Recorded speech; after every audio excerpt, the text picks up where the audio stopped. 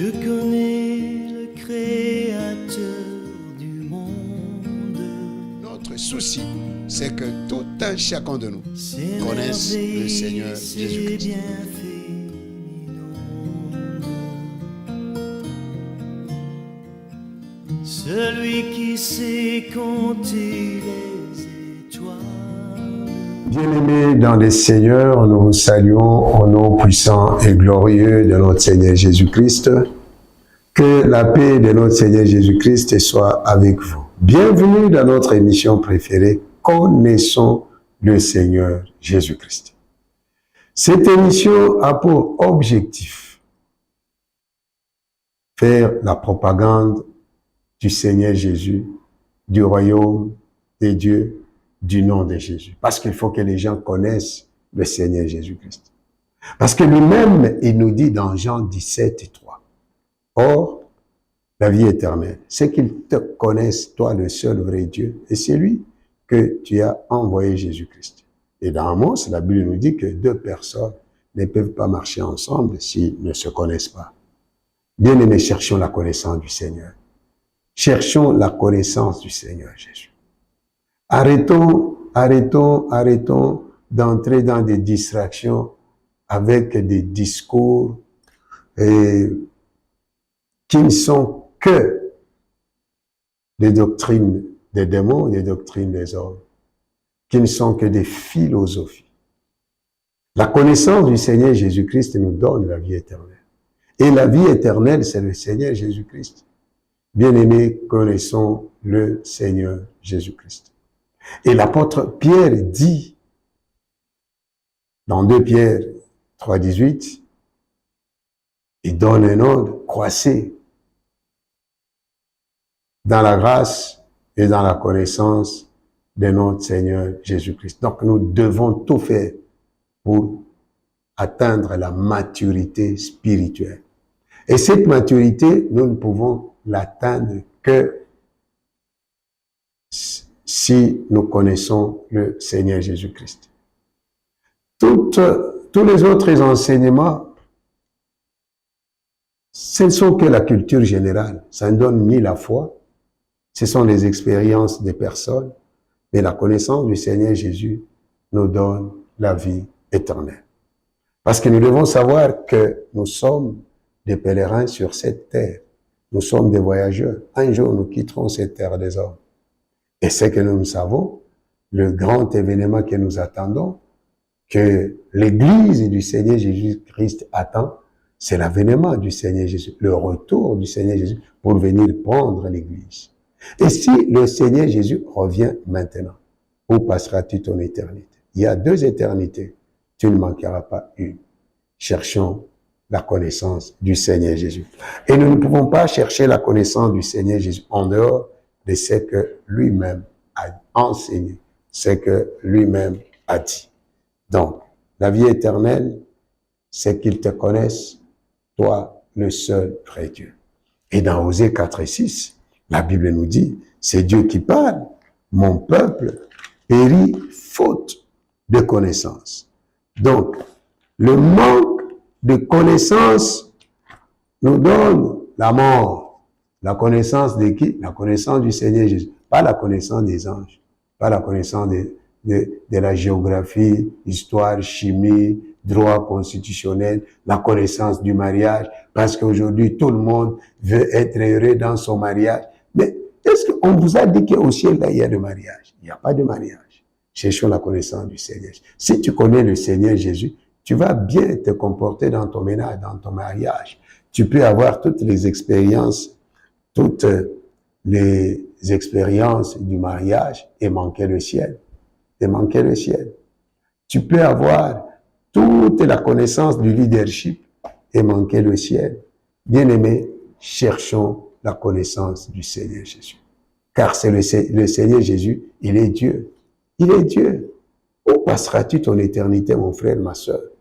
C'est pourquoi le Seigneur Jésus-Christ lui-même nous dit, dans Matthieu 16:26, que servira un homme de gagner le monde entier s'il perdait son âme? Et que donnera-t-il en échange de son âme? Bien-aimé, Jésus revient bientôt. Cherchons la connaissance de notre Seigneur Jésus-Christ. Celui qui a la connaissance du Seigneur Jésus a la vie éternelle. Et la vie éternelle, c'est le Seigneur Jésus-Christ. Dieu d'amour tendre Père, au nom du Seigneur Jésus, parlez-nous, enseignez-nous. Tu nous dis, Seigneur, vous connaîtrez la vérité et la vérité vous affranchira. Au nom du Seigneur Jésus-Christ. Amen. Nous prenons nos Bibles dans Jean chapitre 19, verset 30. Je lis au nom de notre Seigneur Jésus-Christ. Quand Jésus eut pris le vinaigre, il dit, tout est accompli. Et, baissant la tête, il rendit l'esprit. Amen. Alléluia. Nous acclamons le Seigneur. Nous acclamons notre Seigneur Jésus-Christ. Quand Jésus prit le vinaigre, il a pris le vinaigre au moment où il avait soif. Il a demandé de l'eau, verset 28. Après cela, Jésus, qui savait que tout était déjà consommé, dit, afin que l'écriture fût accomplie, j'ai soif. Il y avait là un vase plein de vinaigre. Les soldats en remplirent une éponge et l'ayant fixée à une branche d'hysope, ils approchèrent de sa bouche. Quand Jésus eut pris le vinaigre, il dit, tout est accompli. Tout est accompli. Aujourd'hui, nous allons parler des acquis ou des bénéfices de la croix. Là où le Seigneur a dit, tout est accompli, il était entre le ciel et la terre. Il était sur la croix. Parce que lui-même avait déjà parlé de sa mort, comment il devait mourir, dans Jean chapitre 3, verset 14. Dans Jean chapitre 3, verset 14, le Seigneur Jésus-Christ nous dit, je lis au nom du Seigneur Jésus-Christ, et comme Moïse éleva le serpent dans le désert, il faut de même que le Fils de l'homme soit élevé, afin que quiconque croit en lui ait la vie éternelle. Donc, de la même façon que Moïse avait élevé le serpent dans le désert, qu'est-ce qui s'était passé dans le désert? À cause des murmures des enfants d'Israël, Dieu avait envoyé les serpents brûlants.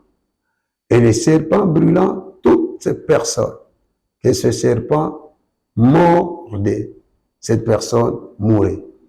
Alors, comme il y avait beaucoup de morts, Moïse a plaidé pour ce peuple. Et Dieu avait donné ordre à Moïse de fabriquer le serpent d'airain. Et lorsqu'il avait fabriqué ce serpent d'airain, il a mis ce serpent dans l'arbre. Et voilà que tout celui qui, après être mordu par le serpent, et regardait à ce serpent d'airain, quelle que soit la morsure du serpent, cet homme, cette personne était guéri. Et là, c'était le choix, la décision de l'homme. Il y a ces incrédules-là. Et malgré la morsure du serpent, ils ne regardaient pas au serpent d'airain. Ces gens-là étaient morts. Et maintenant, le Seigneur nous dit, il faut de même que le Fils de l'homme soit élevé. Donc, il parlait de la mort à la croix. Afin que quiconque croit en lui ait la vie éternelle. Donc, la foi en Jésus-Christ donne la vie éternelle. Pas la foi dans les hommes, pas la foi dans les anges. Non, c'est en Jésus-Christ. Afin que quiconque croit en lui ait la vie éternelle. Et la vie éternelle, c'est notre Seigneur Jésus-Christ. Et le Seigneur Jésus nous dit, dans Jean 19, 30, tout est accompli. Il a dit cela, il était à la croix. La croix. Et la croix, c'est le symbole de la malédiction. Toutes ces personnes qui étaient pendues au bois, c'était des malfaiteurs, des personnes qui étaient maudites. Voilà la raison pour laquelle, aujourd'hui, nous allons parler des bénéfices de la croix. Qu'est-ce que nous avons gagné à la croix? Parce que c'est là où le Seigneur Jésus-Christ était mort. Il est mort sur la croix. Or, la croix symbolise la malédiction. La Bible nous dit, car Christ nous a rachetés de la malédiction de la loi, étant devenu lui-même malédiction pour nous, selon qu'il est écrit, maudit soit celui qui est pendu au bois. Dans Galates, chapitre 3, verset 14. Alors, qu'est-ce qui s'est passé à la croix? Premièrement, à la croix, le Seigneur Jésus-Christ était devenu péché. Pas pécheur. Le Seigneur Jésus n'a jamais péché.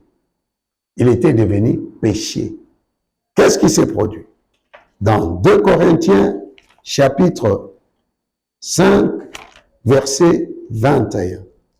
2 Corinthiens, chapitre 5, verset 21.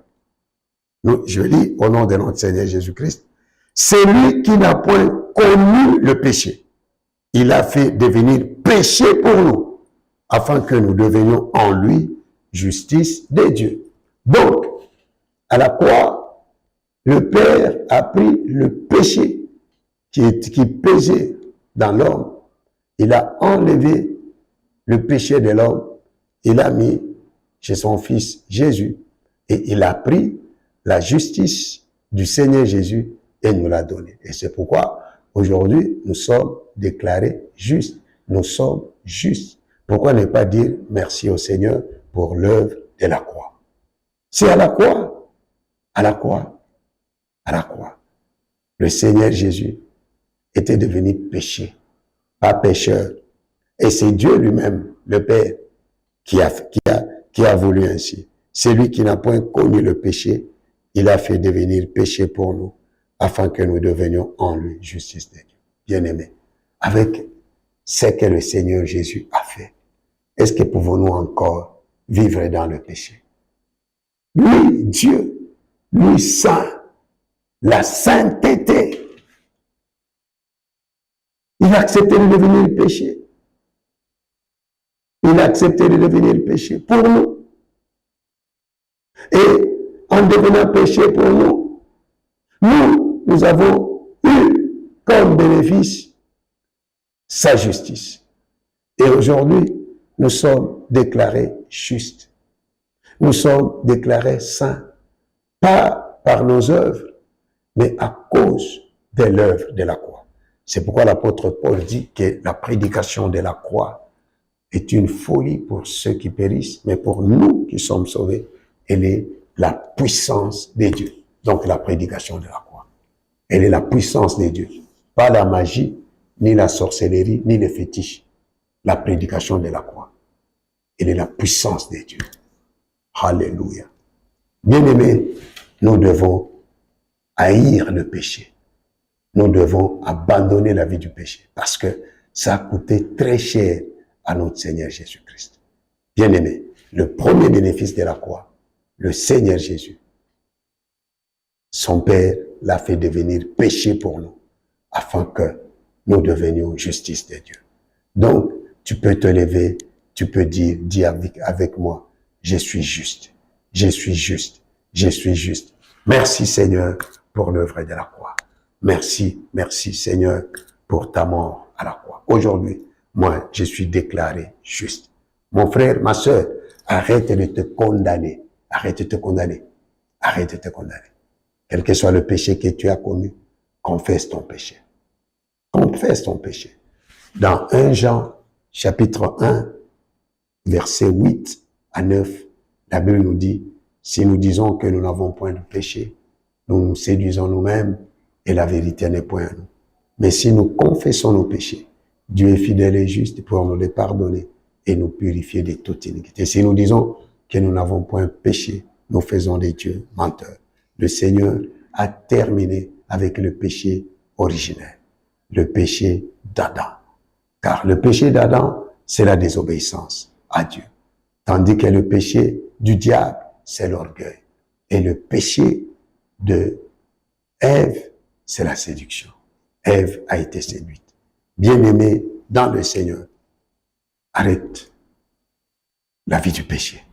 arrête. Nous sommes justes. Seigneur, merci pour l'œuvre de la croix. Qu'est-ce qui s'est passé encore à la croix? Nous prenons Matthieu chapitre 27. Dans Matthieu chapitre 27, nous allons lire le verset 45, 44 et le verset 45. Nous sommes en train de parler des bénéfices ou les acquis. C'est que l'homme, nous avons gagné lorsque le Seigneur était à la croix. Parce qu'à la croix, il a dit, tout est accompli. Et l'œuvre de la croix est parfaite. Il n'a pas accompli à 99%. C'est à 100%. Matthieu 27, 45 à 46.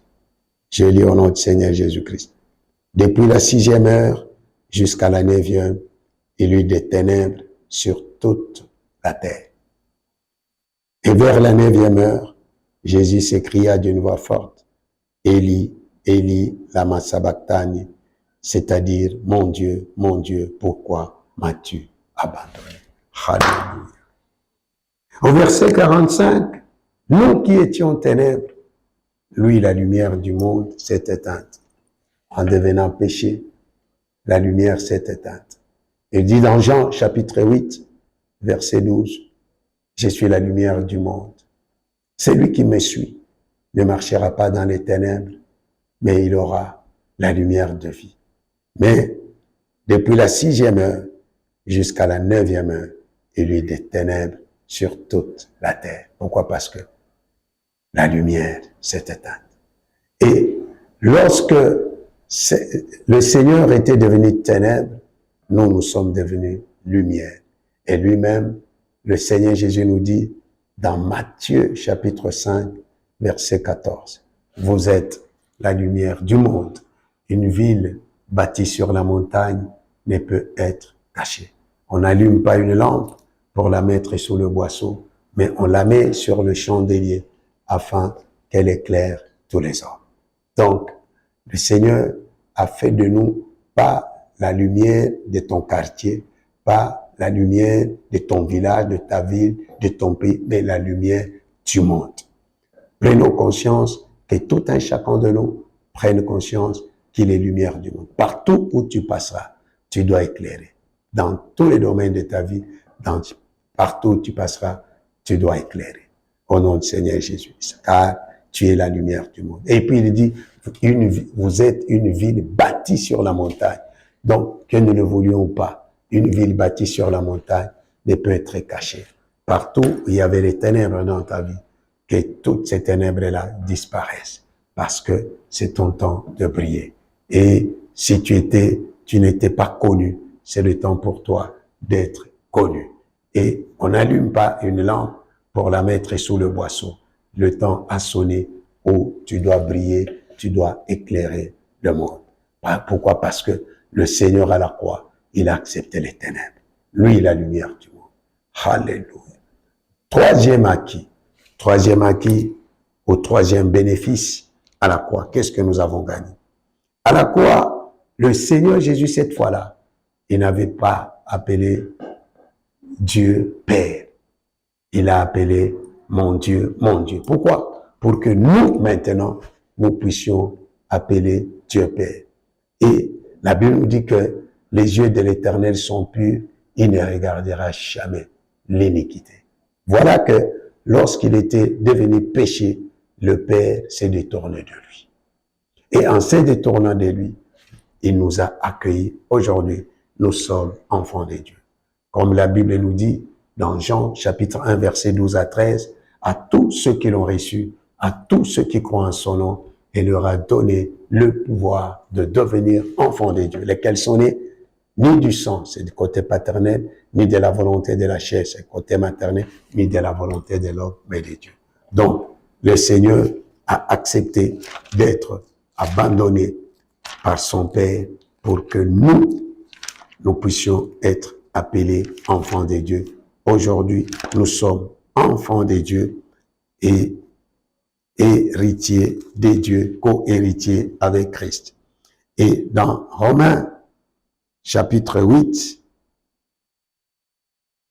verset 15 La Bible nous dit jusqu'au 16e verset, et vous n'avez point reçu un esprit de servitude pour être encore dans la crainte, mais vous avez reçu un esprit d'adoption par lequel nous crions Abba, Père. L'esprit lui-même rend témoignage à notre esprit que nous sommes enfants de Dieu. Alléluia. Mon frère, tu es enfant de Dieu. Tu n'es pas enfant de Joe Biden. Tu n'es pas enfant de Bill Gates. Tu n'es pas enfant de Poutine. Tu es enfant de Dieu. Alors, ne te tue pas, ne te donne pas la mort, ne te décourage pas. N'abandonne pas la foi. Tu es enfant de Dieu. Lève-toi. Est-ce qu'il y a quelqu'un qui peut dire avec moi, je suis enfant de Dieu. Je suis enfant de Dieu. Je suis enfant de Dieu. Et tout ce qui est de Dieu m'appartient.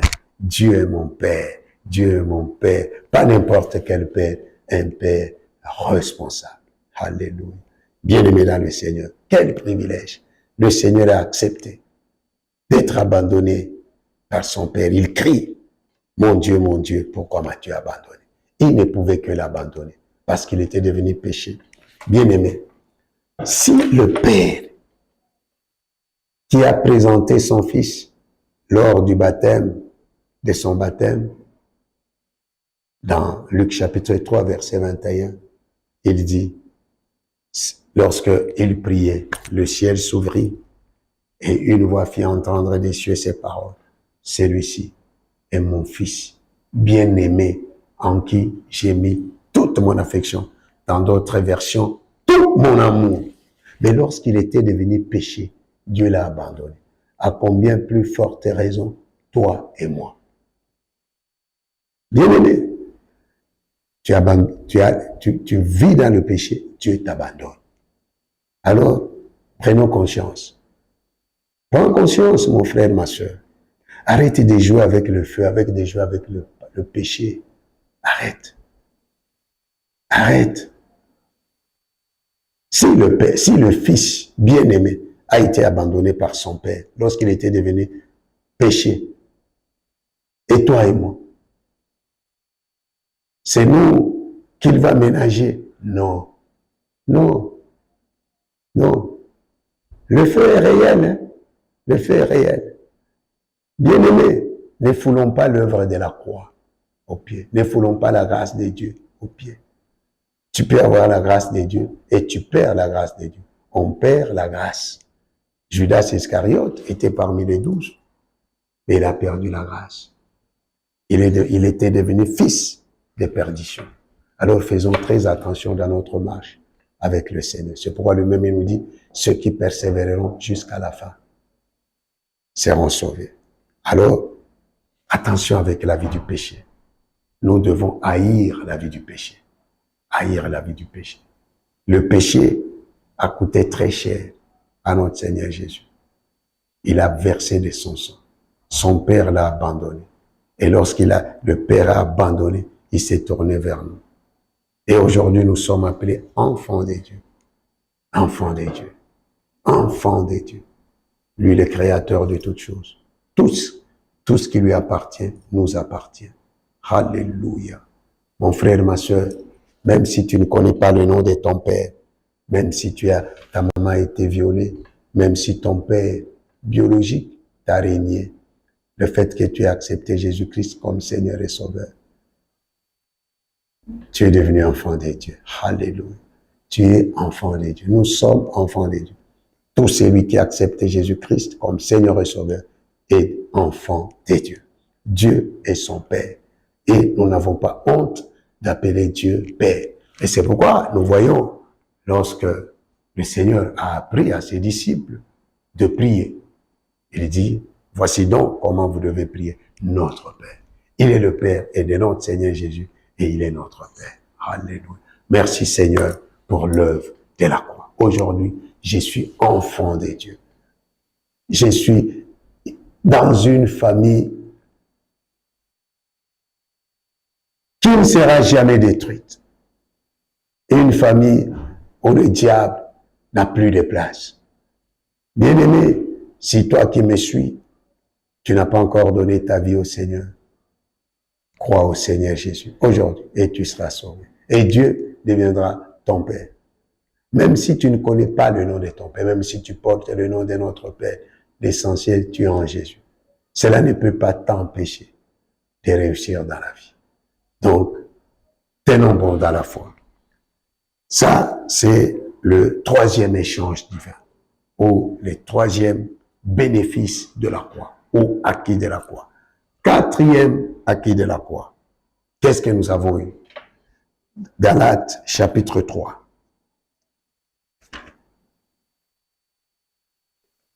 Galates, chapitre 3.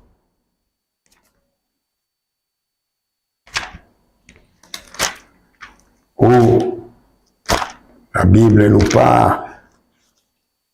Galates, chapitre 3. Versets 13 à 14. Christ nous a rachetés de la malédiction de la loi, étant devenu malédiction pour nous. Car il est écrit, maudit est quiconque est pendu au bois, afin que la bénédiction d'Abraham ait pour les païens son accomplissement en Jésus-Christ, et que nous ressuscitions par la foi l'Esprit qui avait été promis. Amen. Donc, à la croix, le Seigneur était devenu malédiction pour nous, parce qu'à la croix, il a pris notre place. C'est nous qui méritions cela, mais lui, il a pris notre place. Il nous a déchargés de tout. Et Christ nous a rachetés de la malédiction de la loi, étant devenu malédiction pour nous, car il est écrit, maudit est quiconque est pendu au bois. Or, le Seigneur Jésus était pendu au bois. Et comme il était pendu au bois, il était devenu malédiction. Or, c'est nous qui devrions être pendus au bois. Au bois. C'est-à-dire à la croix. Mais le Seigneur a pris notre place. Et en prenant notre place, il a pris notre malédiction. Alors, comment toi, tu as déjà accepté Jésus-Christ comme Seigneur et Sauveur, tu dois être maudit, tu dois être sous la malédiction. Alors, c'est-à-dire que c'est parce que les gens ne connaissent pas le Seigneur Jésus. C'est pourquoi, pendant tout ce temps, nous allons parler des acquis ou les bénéfices de la croix, ou les échanges divins. Pour que personne ne te trompe. Mon frère, ma soeur, si tu maîtrises les échanges divins, les acquis de la croix, ce que le Seigneur a fait à la croix, il n'y a personne sur cette terre qui va te tromper. Parce que c'est à la croix où le Seigneur Jésus a dit, tout est accompli. Et l'œuvre de la croix était parfaite. Il n'y a personne qui peut venir encore ajouter ou bien amender. Non, non, non. L'œuvre de la croix était parfaite et complète. Et c'est lui-même le Seigneur Jésus qui a accompli. C'est lui qui dit, tout est accompli. À la croix, le Seigneur Jésus a pris notre malédiction. Christ nous a rachetés de la malédiction de la loi. Comment se fait-il que toi, né de nouveau, lavé par le sang du Seigneur Jésus, tu peux être encore sous la malédiction? Et il y a des gens qui font de délivrance de la malédiction. Bien-aimé. Alors, qu'est-ce que le Seigneur n'a pas fait à la croix? N'a pas accompli. Parce qu'il dit, tout est accompli. À la croix, il était celui qui était devenu malédiction. Nous, avant la mort et la résurrection du Seigneur, nous étions maudits. Nous étions maudits, nous étions sous la malédiction de la loi. Nous étions sous la malédiction. Et Christ nous a rachetés de la malédiction de la loi. Étant devenu lui-même malédiction pour nous. Donc il a pris notre place, mon frère, ma soeur. Arrête de suivre les faux enseignements là. Oh, tu es sous la malédiction. Délivrance de la malédiction. La délivrance de la malédiction, c'est accepter Jésus-Christ comme Seigneur et Sauveur. Point barre. Point barre.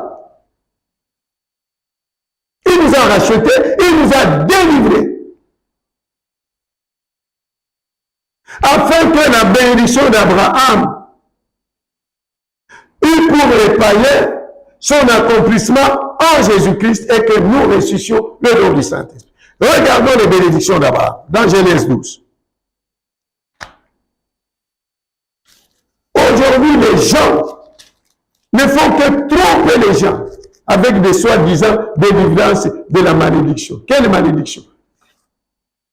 Sont sous la malédiction tous ceux qui n'ont pas encore accepté Jésus-Christ comme Seigneur et Sauveur.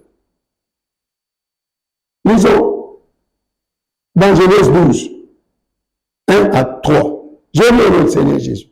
L'Éternel dit à Abraham, va-t'en de ton pays, de ta patrie et de la maison de ton père dans le pays que je te montrais. Ici, c'est la délivrance et le salut d'Abraham.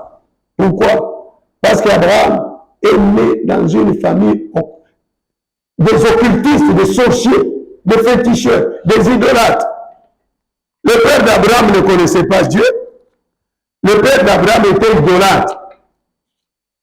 C'est pourquoi Dieu lui a donné ordre de quitter la maison de son père, d'abandonner ces occultistes-là, parce que lui-même, il est né dans l'occultisme, dans la sorcellerie, il a grandi là-bas. Mais Dieu, dans son amour, il a choisi cet homme dans nos familles. Nous sommes nés dans des familles compliquées là, pleines de sorcellerie, pleines d'occultisme. Mais Dieu nous a sauvés. Il nous a sauvés. Quiconque croit, quiconque invoquera le nom du Seigneur sera sauvé. Et l'apôtre Paul dit quoi? Crois seulement au Seigneur Jésus et tu seras sauvé, toi et toute ta famille.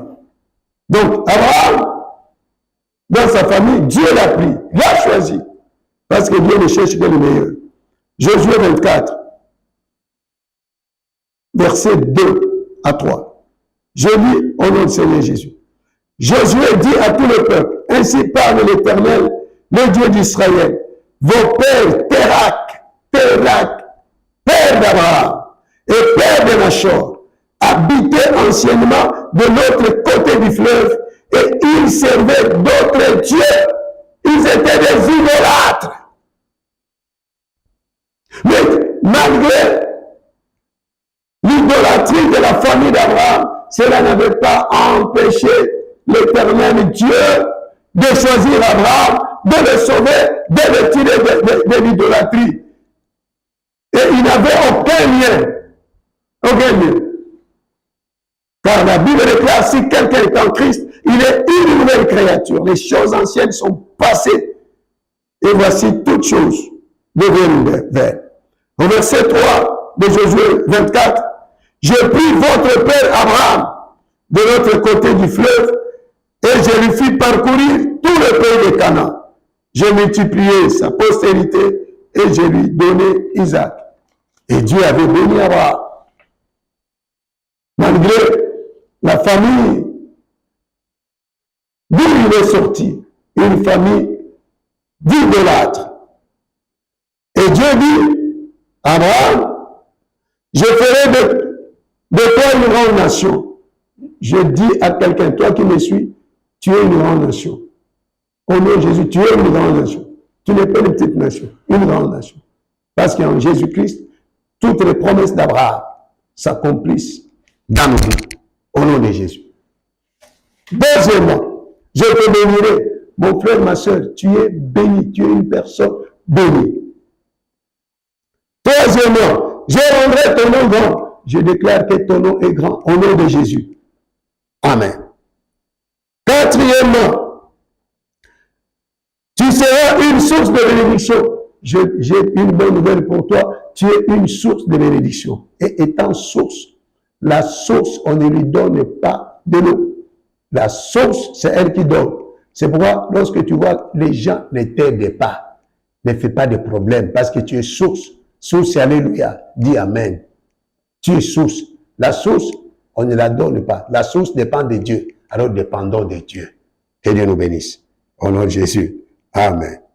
Oh, les gens ne m'aident pas, les gens ne me donnent pas. On va te donner. Est-ce qu'on donne à la source? La source, c'est Dieu qui donne à la source. Et la source ne fait que donner. Alors toi, tu es un donneur universel. Tu comprends? Groupe A positif, donneur universel. Tu n'es pas receveur universel. Tu n'es pas l'océan. L'océan reçoit tous les jours les eaux venant d'où? Venant des fleuves. Alors, reste source. Je pense que tu comprends aujourd'hui. Tu as tes délivrances. Au moins, on ne me donne pas. J'ai des gens dans ma famille qui ont beaucoup d'argent. Ils ne me donnent. Mais toi, tu es source. La source ne dépend que de Dieu. La source donne. Donc, en tant que source, même si tu as 1000 francs, donne. Même si tu as $1, donne. Parce que tu es source. Et la source ne tarit jamais. Ok. Je bénirai ceux qui te béniront. Laisse que tous les gens qui te bénissent, que Dieu les bénisse. Au nom de Jésus. Au nom du Seigneur Jésus. Et je maudirai ceux qui te maudiront. C'est automatique. Tous ceux qui te bénissent, Dieu les bénit. Tous ceux qui te maudissent, Dieu les maudit. C'est automatique. Ça ne sert même à rien de dire aux gens, je te maudis. Non, non, non. C'est déjà parce que toutes les promesses d'Abraham ont leur accomplissement chez les païens, nous là, en Jésus-Christ. Alors, quelqu'un qui te bénit, Dieu le bénit automatiquement. Cette parole porte corps dans sa vie. Celui qui te maudit, cette personne-là est maudite automatiquement. Amen. Donc, nous devons savoir que toutes les promesses d'Abraham ont son accomplissement dans nos vies en Jésus-Christ. Et que nous recevions le don du Saint-Esprit. Bien-aimés dans le Seigneur, nous devons connaître le Seigneur Jésus. C'est pourquoi nous sommes en train de parler des bénéfices de la croix. Les bénéfices de la croix. Les bénéfices de la croix. Nous ne pouvons jamais parler de la résurrection sans passer par la croix. C'est à la croix où le Seigneur Jésus-Christ est mort. Et c'est à la croix où le Seigneur Jésus avait tout accompli. Et, bien-aimés dans le Seigneur, prenons conscience. Prenons conscience, disons merci à Dieu pour l'œuvre de la croix. Dis merci à Dieu pour l'œuvre de la croix. C'est pourquoi maintenant, nous allons prier. D'abord, nous allons terminer avec le 5e bénéfice de la croix ou acquis de la croix. La liberté. Dans Romains chapitre 8, dans Romains chapitre 8, verset 1, la Bible nous dit, il n'y a donc point de condamnation pour ceux qui sont en Jésus-Christ. Il n'y a donc point de condamnation pour ceux qui sont en Jésus-Christ. Le Seigneur a accepté la condamnation et nous a donné la liberté. Et dans Jean chapitre 8, verset 36, le Seigneur Jésus nous dit, si le Fils de l'homme vous a franchi, vous serez réellement libre. Bien-aimés, ne devenez plus esclaves des gens. Ne devenez plus esclaves de ces faux enseignements. Malédiction, condamnation. À la croix, le Seigneur a dit, tout est accompli. Prenons Romains chapitre 8, versets 31 à 34. Je lis au nom du Seigneur Jésus. Que dirons-nous donc à l'égard de ces choses? Si Dieu est pour nous, qui sera contre nous? Lui qui n'a point épargné son propre Fils, mais qui l'a livré pour nous tous. Comment ne nous donnera-t-il pas aussi toutes choses avec lui? Qui accusera les élus de Dieu? C'est Dieu qui justifie. Qui les condamnera? Christ est mort, bien plus. Il est ressuscité. Il est à la droite de Dieu et il intercède pour nous. Bien-aimés, connaissons le Seigneur Jésus. Donc, nous avons parlé aujourd'hui des 5 acquis de la croix, aux 5 bénéfices de la croix. Premièrement, péché, nous avons gagné quoi? La justice de Dieu. Deuxièmement, ténèbres, nous avons gagné quoi? La lumière. Troisièmement, abandon, nous avons gagné quoi? Enfants de Dieu. Nous sommes dans la famille de Dieu. Quatrièmement, nous avons gagné, nous, malédiction, nous avons gagné quoi? Bénédiction. Nous avons aussi gagné quoi? Le Saint-Esprit. Le Saint-Esprit. Cinquièmement, condamnation. Nous avons gagné quoi? La justification. Nous avons gagné quoi? La liberté. Que Dieu vous bénisse. Au nom du Seigneur Jésus. Amen. Aujourd'hui, nous allons rendre grâce à Dieu pour l'œuvre de la croix. Et cette œuvre de la croix, elle est parfaite. Premièrement, tu vas dire merci Seigneur pour avoir pris ma place. C'est moi qui devais être à la croix. Au lieu que moi, je monte à la croix. C'est toi, Seigneur, qui es monté à la croix. Merci pour l'œuvre de la croix. Prions notre Seigneur Jésus. Élevons nos voix, frères et amis. Dieu d'amour, tendre Père, au nom de Seigneur Jésus, nous bénissons ton Saint-Nom. Merci, ô notre Dieu, merci, ô notre Père, pour l'œuvre de la croix. Seigneur, à la croix, tu as accepté de devenir péché, afin que nous devenions justice de Dieu. Aujourd'hui, nous sommes déclarés justes et Dieu nous voit au travers de toi. Seigneur, merci. Sois béni mon Dieu, sois béni mon roi. Merci pour l'œuvre de la croix. Seigneur, à la croix, toi lumière du monde, oh, cette lumière s'est éteinte. Seigneur, pour que nous devenions lumière du monde, comme tu nous dis, vous êtes la lumière du monde. Dans Matthieu 5, 14, Seigneur, nous te disons merci.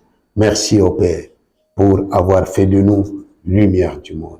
Seigneur, à la croix, tu as accepté d'être abandonné par ton Père, lui qui t'a présenté au monde en disant, pendant que tu étais dans les eaux de baptême, celui-ci est mon fils bien-aimé, en qui j'ai mis toute mon affection. Tu as accepté, Seigneur, d'être abandonné par ton Père. Oh, alléluia. Abandonné par ton Père, toi le Fils unique, afin que nous, aujourd'hui, nous soyons enfants de Dieu. Seigneur, merci. Merci pour ton amour. Il n'y a personne qui pouvait nous aimer comme toi, qui peut nous aimer comme toi. Seigneur, tu as accepté, toi, Dieu, de devenir une malédiction pour nous. Oh Seigneur, merci. Mais Seigneur, merci. Tu as pris notre place à la croix. Et maudit soit celui qui est pendu au bois. Tu étais devenu maudit, tu étais devenu malédiction.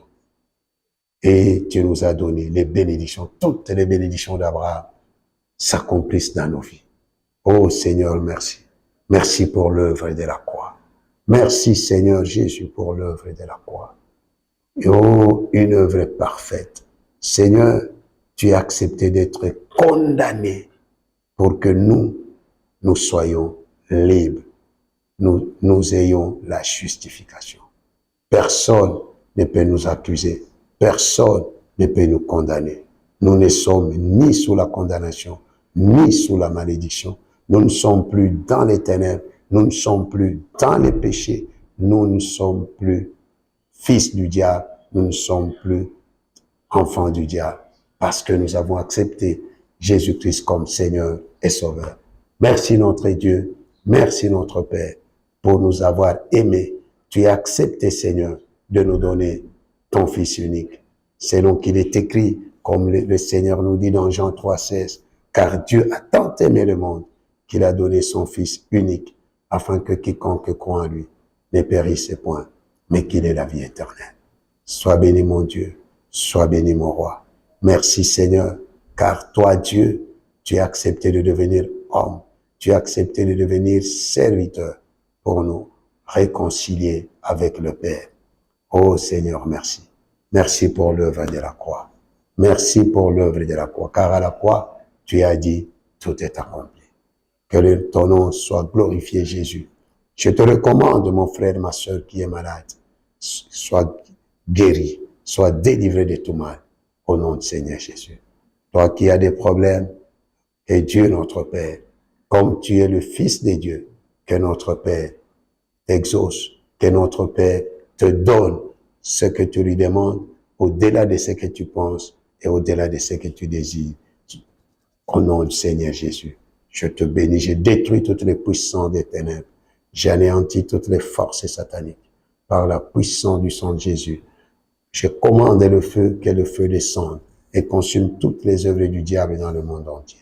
Je te déclare libre, je te déclare enfant de Dieu, je te déclare juste, je te déclare béni, je te déclare libre au nom du Seigneur Jésus-Christ. Amen. Nous acclamons le Seigneur. Peut-être que tu nous suis, tu n'as pas encore donné ta vie au Seigneur pour que toi aussi, tu puisses profiter de tous les acquis de la croix. Donne ta vie au Seigneur. Et si tu avais un pied dedans, un pied dehors, tu étais aussi découragé, reviens au Seigneur. Le Seigneur a tout accompli. Fais cette prière avec moi. Père Céleste, au nom de Jésus, je te donne ma vie. Je te reçois comme Seigneur et Sauveur. Au nom de Jésus. Amen. Nous préparons notre campagne d'évangélisation du 7 au 9 juin 2024 dans la province du Maniema, à Kasongo, là où est la capitale de l'islam en République démocratique du Congo. Nous avons besoin de vos prières. Nous avons aussi besoin de votre argent. Notre numéro est là, 04 243 82 245 48 45. Et si vous voulez nous envoyer l'argent par Western Union, vous écrivez Josué Eli Bouchiri Useni, Kinshasa, République démocratique du Congo. Que Dieu vous bénisse. Nous bénissons les studios Sangomalamu. Nous bénissons tous les enfants du ministère de restauration de toutes les nations en Christ, tous les enfants de Dieu, tous les amoureux de notre émission préférée. Connaissons le Seigneur Jésus-Christ. Je vous bénis au nom du Seigneur Jésus-Christ. Amen. Merci. Acclamons le Seigneur.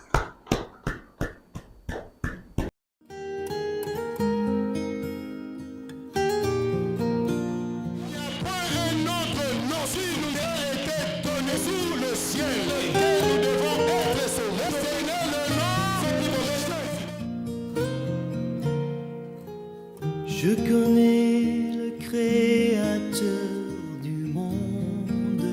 Notre souci, c'est que tout un chacun de nous Ses connaisse le merveilles, Seigneur ses Jésus-Christ. bienfaits inondes. Celui qui sait compter